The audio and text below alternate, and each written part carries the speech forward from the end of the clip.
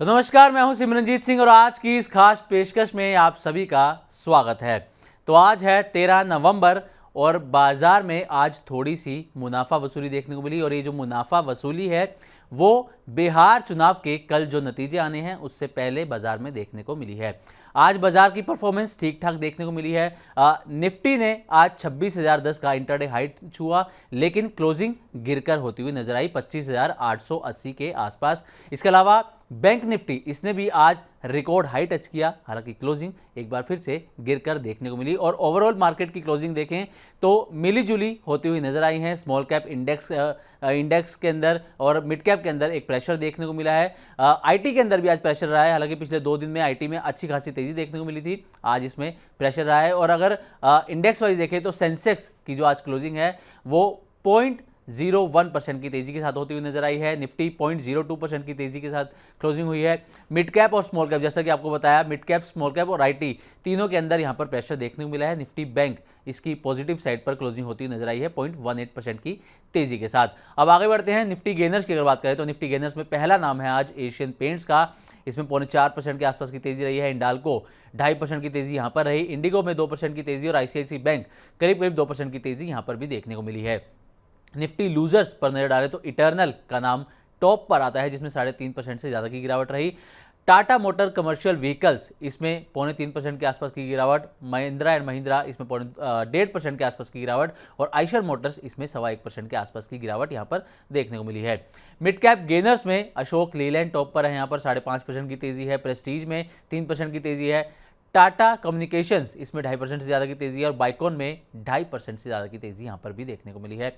Mid cap losers में पहला नाम आता है कोचिन शिपयार्ड का, जिसमें 4.5% की गिरावट रही। पेज इंडस्ट्रीज करीब 3.25% से ज़्यादा की यहाँ पर गिरावट रही। स्विगी में 3.25% के आसपास की गिरावट और यूनियन बैंक इसमें 0.3% के आसपास की गिरावट आज रिकॉर्ड की गई है। स्मॉल कैप गेनर्स में डेटा पैटर्न्स 7.5% की शानदार तेजी यहाँ पर रही है। पीजी इलेक्ट्रोप्लास्ट करीब 6.25% की तेजी यहाँ रही है। 5 स्टार बिजनेस 4.25% की तेजी यहाँ पर रही है और सिग्नेचर ग्लोबल 3.5% की तेजी यहाँ पर भी आज बाजार के अंदर देखने को मिली है। स्मॉल कैप लूजर्स में ज्योति सीएनसी 4.5% की गिरकर इसकी क्लोजिंग होते नजर आई। बीएलएस इंटरनेशनल करीब 4.25% की गिरावट। तेजस नेटवर्क्स 4.25% की गिरावट और रेडिको खैतान करीब 0.25% की गिरावट यहां पर भी रही। एफएनओ गेनर्स में पीजी इलेक्ट्रोप्लास्ट टॉप पर है, यहां पर 6.25% के आसपास की तेजी इसमें रही। अशोक लीलैंड 5.5% की तेजी। संवर्धन मदरसन 5.25% से ज़्यादा की तेजी यहां पर रही। एशियन पेंट्स 0.4% की तेजी यहां पर भी देखने को मिली है। एफएनओ लूजर्स में इटर्नल सबसे ऊपर आता है, 3.5% से ज़्यादा की गिरावट रही। पेज इंडस्ट्रीज में 3.25% से ज़्यादा की गिरावट रही। एनबीसीसी 3% से ज़्यादा की गिरावट यहाँ पर रही और यूनियन बैंक 0.3% की गिरावट यहाँ पर भी आज एफएनओ लूजर में देखने को मिली है। तो आज नया 52 वीक हाई किसने टच किया, इसमें पहला नाम आता है अडानी पोर्ट्स का, इसने नया 52 वीक हाई टच किया। अशोक लीलैंड इसने नया 52 वीक हाई टच किया। एशियन पेंट्स करीब 0.4% की तेजी इसमें रही और नया 52 वीक हाई टच किया। बाइकॉन ने भी आज नया 52 वीक हाई टच किया है, 2.5% से ज़्यादा की तेजी यहाँ पर रही है। इसके अलावा कैनरा बैंक ये भी इसमें शामिल है।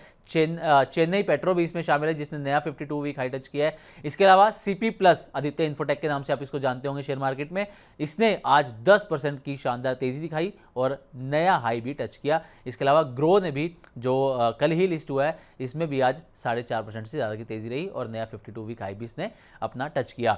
52 वीक्स लो में सबसे पहला नाम 5 पैसा का, लगातार ये अपना 52 वीक लो यहाँ पर टच करता हुआ नजर आ रहा है। दीपक नाइट्राइट इसमें नया 52 वीक लो यहाँ पर टच किया और 0.35% की गिरावट यहाँ पर रही। अमांता हेल्थ केयर इसमें 3% से ज़्यादा की आज गिरावट रही और नया 52 वीक लो इसने टच किया।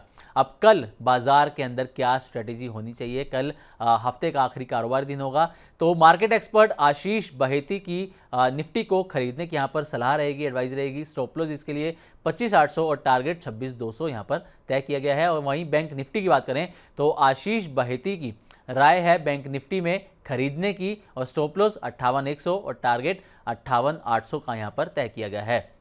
तो इसके हिसाब से आप कल की स्ट्रेटेजी बनाकर चल सकते हैं। अब आते हैं कुछ बड़े अहम इवेंट्स पर जो कल बाजार पर असर डालते हुए नजर आ सकते हैं। तो कल यानी कि 14 नवंबर बिहार में चुनाव के नतीजे जारी होंगे। कल बाजार पर इसका असर रहेगा, लेकिन नतीजे फाइनल आते आते शाम हो सकती है, तो सोमवार को भी इसका इंपैक्ट देखने को मिल सकता है। इसके अलावा 14 नवंबर को ही अनिल अंबानी की ईडी के सामने कल पेशी है। पाइन लैब्स की कल लिस्टिंग होगी। भारत के एक्सपोर्ट इंपोर्ट और चीन के आईआईपी रिटेल बिक्री के आंकड़े आने हैं। इन्फोसिस के बायबैक की रिकॉर्ड डेट है 18,000 करोड़ का जो बायबैक होना है इन्फोसिस का। इसके अलावा फुजियामा पावर सिस्टम्स के आईपीओ का दूसरा दिन होगा।